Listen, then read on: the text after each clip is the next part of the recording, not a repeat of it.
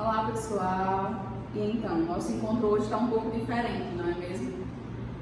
Devido a esse estado de calamidade pública, nós encontramos essa forma, esse meio de entrarmos em contato com vocês e assim não deixá-los desassistidos de tudo, né?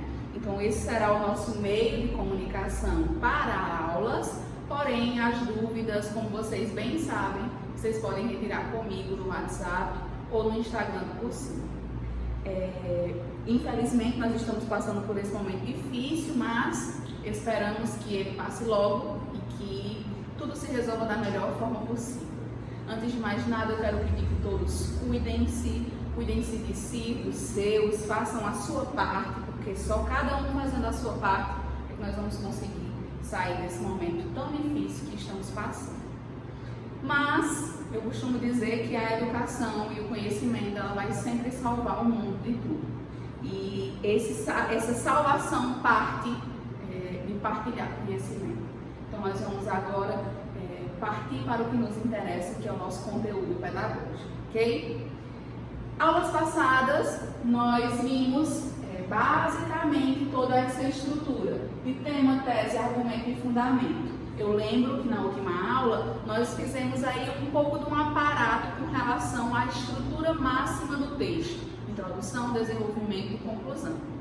E aí nós paramos aqui em aula anterior, eu senti a necessidade de fazer essa revisão básica, por isso que hoje nós vamos partir de onde paramos em aula ainda anterior a essa. Tema, como todos nós sabemos, nada mais é que o assunto, sobre o que você vai falar no seu texto. O tema é aquela proposta que está escrita nas letras em negrito. Com base nos conhecimentos adquiridos ao longo da sua formação e nos textos motivadores abaixo, escreva uma redação dissertativa argumentativa a partir do assunto. 2 pontos e vai estar lá em negrito o seu tema. Então, o tema nada mais é que o assunto a qual o seu texto trará. Tese, basicamente, é a sua opinião a respeito desse assunto. Então, a sua tese, a sua opinião, o seu ponto de vista, que mais lá na frente nós vamos encarar também como autoria, é o que você pensa a respeito do assunto que lhe foi dado. É aqui onde o corretor ele consegue diagnosticar se o candidato compreende ou não o assunto que está sendo trabalhado. É aí onde nós temos a maioria dos erros da redação, é a não defesa da sua tese, da sua opinião. Ela precisa estar muito clara dentro do seu texto. Argumento, por sua vez, é um mecanismo, ou os argumentos são mecanismos linguísticos onde você defende a sua tese. Então você vai defender a sua tese a partir do que você pensa dessa sua opinião. É como se você estivesse dizendo o que pensa através de algumas palavras. E o fundamento nada mais é que você justificar esse pensamento. Por que é que você pensa dessa maneira? Então, justificativa funciona como seu argumento. Não adianta apenas eu dizer o que penso. Eu penso que a mulher precisa ter mais chances no mercado de trabalho. Isso é o que você pensa. Para deixar claro dentro do seu texto, você precisa dizer o que pensa e justificar. A mulher deve ter mais chances no mercado de trabalho, visto que houve uma modernização e uma aceitação melhor após a inclusão da própria mulher, ou por si só haver essa inclusão, diante das novas tecnologias, da mulher se sentir mais preparada e da inclusão dela neste mercado. Então você diz o que pensa, mas você justifica o seu pensamento. Basicamente foi isso que nós vimos em aulas anteriores. Passando adiante, nós vamos ter que tema, como nós já acabamos de descobrir, o assunto que será desenvolvido. Esse tema, ele requer do candidato uma leitura interpretativa, porque na maioria das vezes, ou o tema vem com 2 assuntos propriamente ditos, argumentos na própria frase, ou ele necessita de uma leitura interpretativa por se tratar de uma pergunta e, sempre, na maioria dos casos, um problema social. Eu lembro a vocês que eu devo ter falado em aulas anteriores que o edital do Enem transformou a palavra problema social no ano passado para situação-problema. Então, o edital do Enem ele não vai mais trabalhar problema social, ele vai trabalhar situação-problema. O que nos faz se remeter que essa situação-problema ela está ligada a alguma vertente social. Ou a educação, ou a cidadania, ou a saúde, meio ambiente, esporte, cultura, política, religião. Todas essas vertentes, e existem inúmeras outras, elas nos dão a base de onde eu vou conseguir diagnosticar quem vai fazer alguma coisa por esse problema. Então, basicamente, eu preciso entender essa vertente para que eu não sinta dificuldade lá na minha proposta de intervenção, lá no final do meu texto, em escolher um agente que vai ser o agente interventor nessa minha ação interventiva. Então, eu preciso ter em mente que eu vou trabalhar um tema tendo uma leitura interpretativa, o que significa dizer que eu preciso entender esse tema antes de começar o meu texto. Senão, eu corro o risco de simplesmente fugir ao tema ou trabalhar esse tema de maneira tangencial. Um exemplo bem simples é que o tema do ano passado do Enem, a questão dos cinemas, ele não trazia muitas cascas de banana, era algo direto, né? Mas geralmente os temas eles vêm com algumas palavras-chave que não são propriamente o assunto, mas que lhe dizem o que querem desse assunto. Desafios, questão. Então, quando o tema ele traz palavras-chave anexas à frase tema, você tem que tomar o máximo de cuidado possível com essa leitura interpretativa para trabalhar o que está sendo pedido sobre o assunto. Então, se vem escrito desafios para a inclusão da mulher no mercado de trabalho, o tema é a inclusão da mulher no mercado de trabalho, mas os desafios é justamente o que o corretor espera que esteja na sua redação. Então, não adianta apenas eu trabalhar a mulher no mercado de trabalho, porque eu estou colocando o tema de maneira tangencial. Eu preciso trabalhar dentro do meu texto os desafios que as mulheres encontram para essa inserção acontecer, ok? Então, esses problemas sociais precisam estar ligados a essas vertentes, para que eu consiga diagnosticar quem vai ser o agente da minha ação. Nós temos, então, a introdução do seu texto. Eu lembro aqui que nós já passamos pela parte de título, né? A criação de título propriamente dita, que eu não me aprofundo muito devido justamente ao título não ser obrigatório. Eu também lembro que se você adquiriu confiança em escrever o seu título, assim eu faço porque funciona melhor, certo? Essa introdução, ela precisa estar subdividida em 3 partes: contexto, tema e argumentos 1 e 2, trabalhados de maneira superficial. A título de exemplificação de onde é que eu encontro cada um deles, nós vamos daqui a pouco analisar essa introdução. O contexto nada mais é que formas para que você não elabore o seu início de texto já com o tema.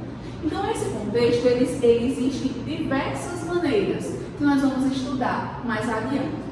O tema precisa estar dentro da sua introdução, pois o tema é aquele onde o corretor identifica que o candidato colocou o assunto que ele vai trabalhar no decorrer desse texto, que ele compreendeu então qual é o assunto que ele vai trabalhar. Eu lembro que na introdução, o tema ele não necessita estar exatamente como estava escrito na proposta de redação, muito pelo contrário. Na introdução, ele pode estar presente através da mesma frase ou pode ser substituído por sinônimos, palavras que vão dar o mesmo sentido daquilo que estava sendo escrito. Argumentos 1 e 2, eles precisam estar na introdução até mesmo para o preparo do seu desenvolvimento, para que o seu texto ele tenha um encadeamento de ideias que nós chamamos de coerência. Então, os argumentos 1 e 2 precisam estar na sua introdução para que o seu texto tenha a coerência necessária e até mesmo para facilitar para você a escrita do desenvolvimento. Aqui nós temos um exemplo de redação nota 1000, né, de 18, que dá para nós fazermos essa diferenciação, o que é contexto, o que é tema e o que é argumento 1 e argumento 2, a título de exemplo. Black Mirror é uma série americana que trata a influência da tecnologia no cotidiano de uma sociedade futura. Em um de seus episódios, é apresentado um dispositivo que atua como uma babá eletrônica mais desenvolvida, capaz de selecionar as imagens e sons que os indivíduos poderiam vivenciar. Tudo isso está sendo o contexto, ou seja, o candidato, nesse caso, utilizou-se de uma citação para iniciar o texto. Obviamente que esse contexto precisa ter uma ligação imediata ao tema. Essa ligação é feita através de um conectivo e através da colocação do tema. Então, até aqui é contexto esse feito através de uma citação.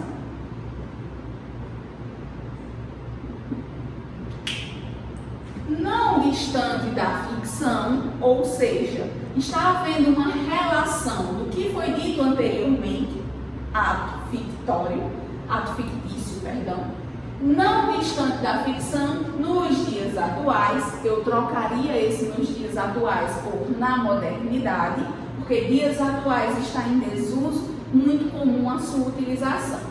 Existem algoritmos especiais ligados em filtrar informações de acordo com a atividade online do cidadão. Basicamente, o tema sendo esclarecido nessa parte da introdução, sem necessariamente estar a mesma frase do tema que está na proposta.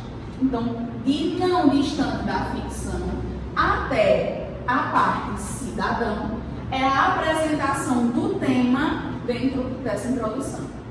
Por isso, mais um conectivo de ligação. Cada mais desse funciona como um conectivo. Torna-se necessário o debate acerca da manipulação do comportamental do usuário pelo controle de dados na internet. Então, basicamente, aqui nós temos que ele vai falar sobre a manipulação e o controle de dados. Esses são os dois argumentos que ele apresentou de maneira superficial e que serão desenvolvidos posteriormente em cada um dos seus parágrafos. Então, basicamente, esse é um exemplo de introdução fazendo todas essas partes subdivididas.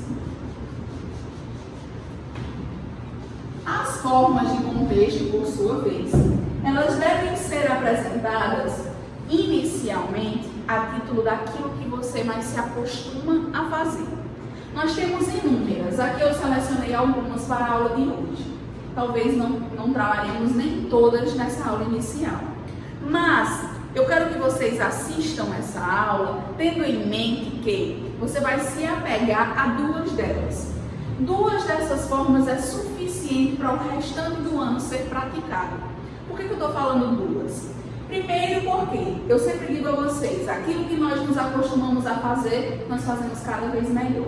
Então, se você se acostuma a fazer muito com uma só, você vai ter mais agilidade para iniciar o seu texto e parar de perder tanto tempo.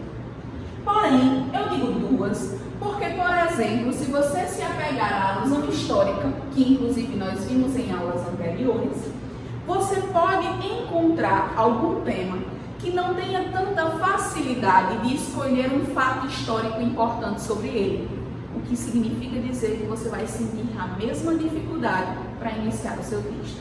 Então isso não é viável. O nosso objetivo aqui nada mais é que facilitar o início do seu texto.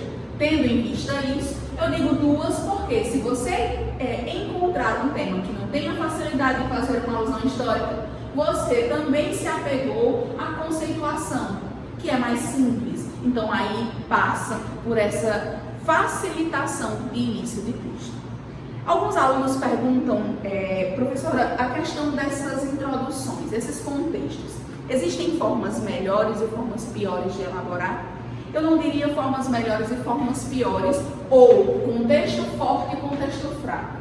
Eu diria que a forma como você escreve o seu texto, sendo aquele considerado contexto mais fraco, se você conseguiu desenvolvê-lo de forma coerente, se você conseguiu fazer a sua devida ligação ao tema, se você conseguiu escrever esse texto com facilidade, então, independentemente da forma que você escolheu, aqui está presente a melhor maneira.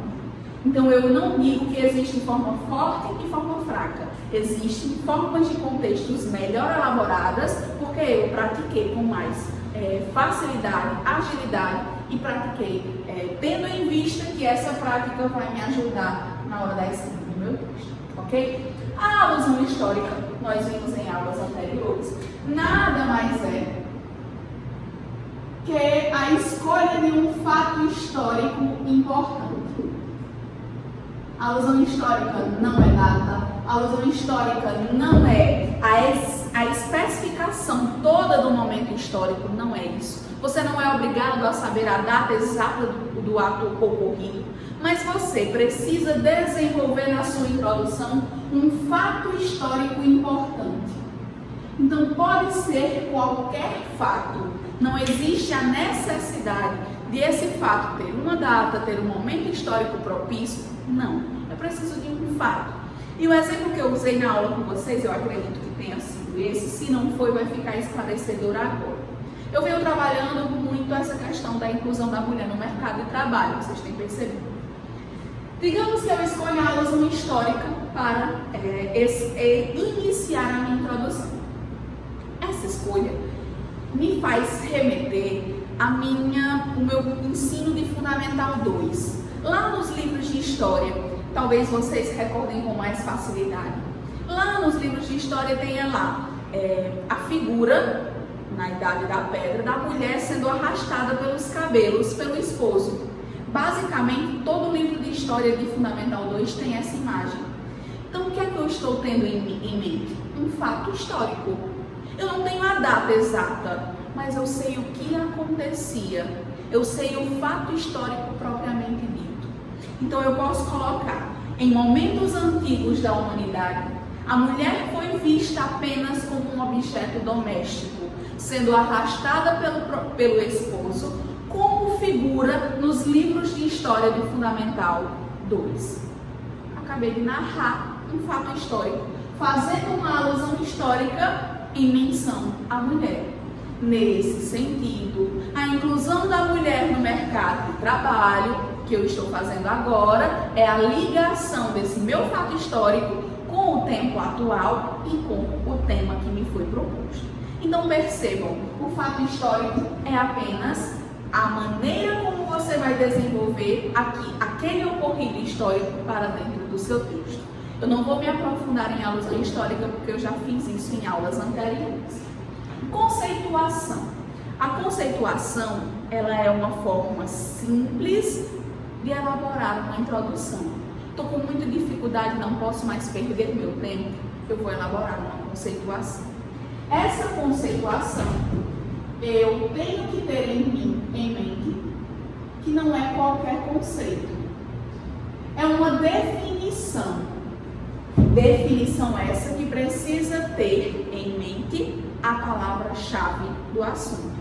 Seja palavras que façam referência direta ou palavras que façam referência indireta. Exemplo. Digamos que nós tenhamos aqui o tema, vou permanecer no mesmo tema para que vocês consigam diferenciar um do outro aqui, certo? Digamos que nós tenhamos o tema aqui, a inclusão da mulher no mercado de trabalho. A inclusão da mulher no mercado de trabalho.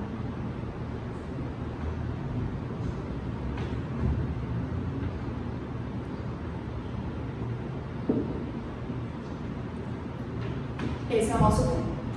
Lembrando aqueles mecanismos que nós utilizamos de pensar nas primeiras palavras que vêm à nossa mente, eu tenho aqui, eu vou pensar em frágil, tecnologia,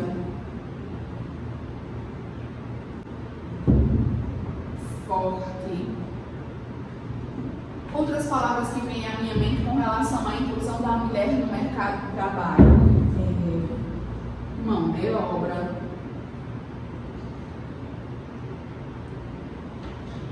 a inclusão da mulher no mercado de trabalho ainda faz menção a lutas,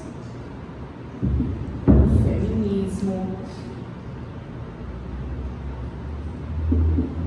Para fazer a introdução através de conceito, eu vou escolher uma dessas palavras que possam fazer relação direta ou indireta ao tema e que, se conceituadas, podem iniciar o meu texto. Eu posso escolher a palavra frágil, foco, tecnologia, feminismo, lutas feministas. Eu posso iniciar esse meu texto com um conceito de algumas dessas palavras. Percebam, lutas é uma palavra que faz referência indireta ao tema, porque não é só sobre a mulher que as lutas fazem referência. Feminismo não, tem uma relação mais direta ao assunto, porque esse tema, essa palavra faz referência direta ao assunto que nós estamos tratando. Então, independentemente da palavra fazer relação direta ou indireta, nós precisamos ter em mente aqui a colocação dessa palavra. Então, digamos que eu faça o conceito de lutas feministas.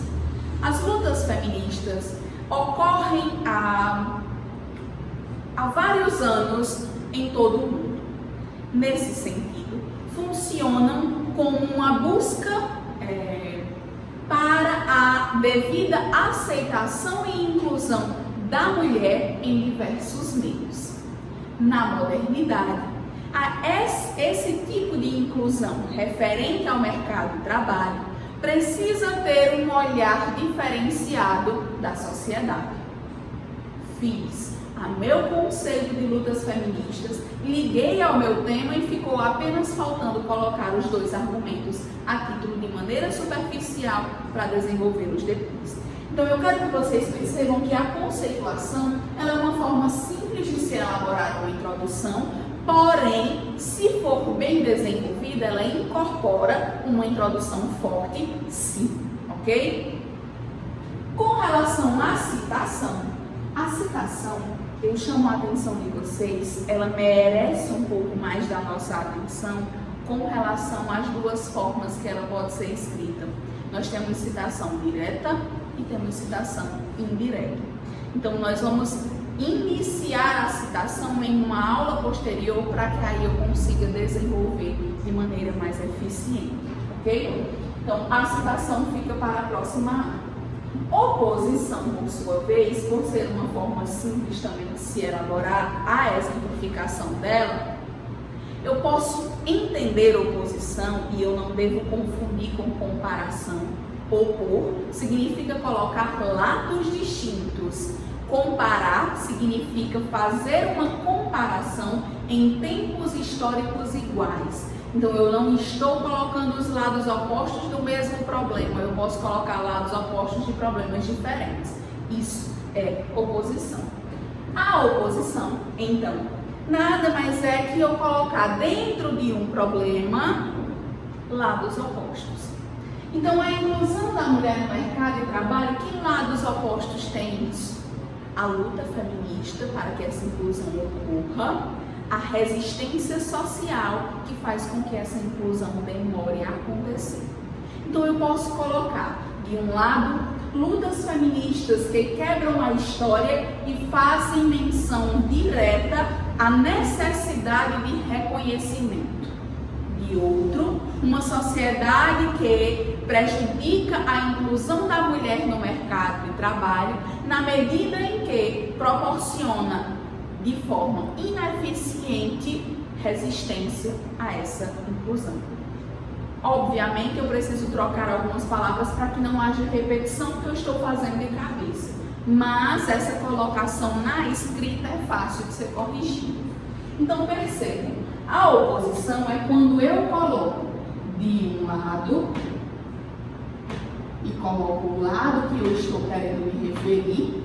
E, por outro lado, de outro modo, tanto faz como eu queira colocar. De outro modo, está aí colocado também. Então, a oposição é colocar lados opostos dentro do mesmo problema. Frases nominais. As frases nominais já estão dizendo, elas não possuem verbo.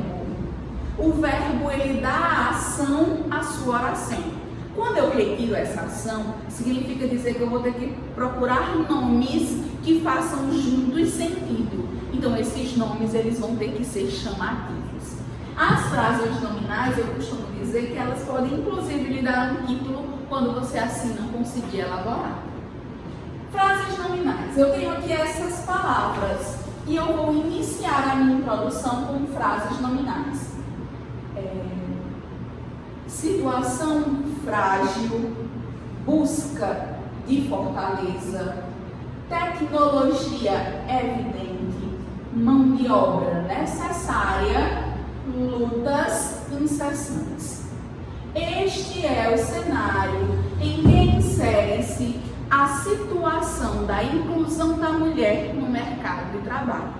Percebam, eu juntei palavras que unidas deram menção às frases nominais para fazer a minha introdução. Então, basicamente aqui eu tive uma facilidade porque eu já tinha as palavras prontas. É aí onde entra aquele jogo de palavras ajudando mais uma vez na agilidade da escrita do seu texto. Então, percebam, as frases nominais são palavras que unidas fazem menção ao que você está querendo realizar no decorrer do seu texto. O meu texto ele vai falar da situação frágil das mulheres, ele vai falar da busca da fortaleza que as mulheres têm desde sempre, ele vai falar da tecnologia necessária, ele vai falar das lutas. Então eu preciso trazer dentro do meu texto todo esse contexto desenvolvido nos parágrafos seguintes, ok? A adjetivação, por sua vez, nada mais é que escolher adjetivos, no mínimo 2, no máximo 3, que possam iniciar esse meu texto. Eu costumo falar que a adjetivação, ela não é uma introdução que se complete sozinha, porque de alguma forma ela vai ficar curta. Então eu sempre sinto a necessidade, quando o aluno escolhe a adjetivação, que ele complemente com uma outra forma. A adjetivação é a escolha de alguns adjetivos que qualifiquem ou não, porque os adjetivos eles podem ser positivos e podem ser negativos. Esses adjetivos, por exemplo, eu posso colocar frágil, porém, ao mesmo tempo, forte. Este é o quadro em que podemos inserir a atual situação da mulher no mercado de trabalho a título de inclusão. Percebam, eu peguei 2 adjetivos e iniciei esse meu texto, tanto uma parte qualificando quanto uma parte desqualificando. Eu poderia colocar descompensada, porém necessária. Esta é a situação que deve ser encarada, a inclusão da mulher no mercado de trabalho social. Eu estou aqui desqualificando e qualificando, escolhendo adjetivos distintos. O que eu quero que vocês percebam com essas formas de contexto é que, 1. Não devemos iniciar a redação propriamente dita com o tema. Jamais. Não iniciar a redação com o tema. Quando você apresenta uma forma de contexto no início da sua redação, o corretor ele entende, ele compreende que você teve o cuidado de escolher como iniciar o seu texto. Então isso já é uma diferenciação para o texto sendo escrito. Outro ponto é que se você inicia imediatamente com o tema, o corretor também percebe um desleixo, um descuidado, uma negligência sua para a escrita desse texto. Então, como você não se importa, muito menos ele se importará. A forma de contexto, ela prende imediatamente o corretor. Vocês podem perceber, se fizerem as pesquisas, e eu vou mandar aqui para vocês também, a questão das redações que viraram 1000 no Enem até hoje. Quando nós fazemos uma análise, as formas de contexto utilizadas, elas são basicamente uma dessas aqui, uma dessas 6 formas. A maioria, ou é alusão histórica ou é citação. Por isso que eu parei aquela aula para falar só sobre alusão histórica, e por isso que na próxima aula eu vou falar apenas sobre citação, para que fique mais claro essa escrita do texto de vocês. Então, pessoal, para hoje, nós vamos ficar com essas formas de contexto. Eu estou escolhendo aulas mais céleres, mais curtas, para não se tornarem tanto cansativas. E a dica que eu dou para hoje é que escolheu a sua forma de contexto, obviamente você ainda vai assistir a próxima aula com relação à citação, mas quando você escolher a sua forma de contexto, você deve imediatamente praticá-lo. Pegue temas, eu vou lançar temas também para que vocês possam iniciar essa prática, para que vocês consigam se adequar, se adaptar àquilo que nós nos acostumamos a fazer, que nós fazemos cada vez melhor. Então, sendo bem sincera com vocês, como eu sempre sou, redação não tem mágica. Ou se pratica para que você consiga desenvolver e aí se aperfeiçoar naquilo, porque não adianta eu ter a redação perfeita. Para eu chegar lá, eu preciso ter errado antes. Então, basicamente a prática ela é o fundamento necessário na redação para que a sua nota seja ainda mais alta.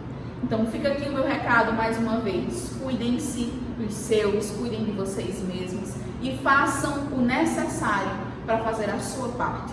Assim nós vamos sair disso o mais rápido possível. Até a próxima aula.